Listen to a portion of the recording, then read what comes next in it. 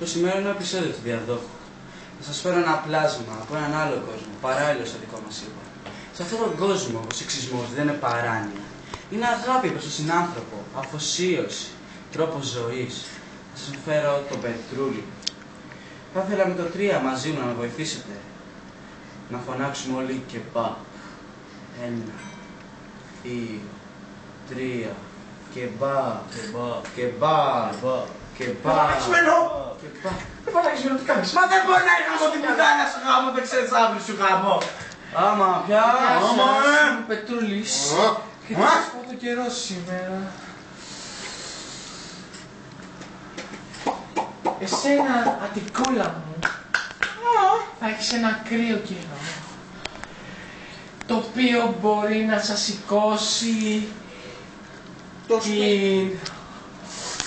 Συγγνώμη, Δονή. Την τρίχα.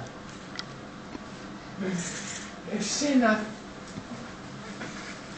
Θεσσαλονικούλα μου, θα έχεις εσύ με τον εξέχουσο πύργο, θα έχεις και εσύ, φύγε ρε μαλάκα από πίσω μου.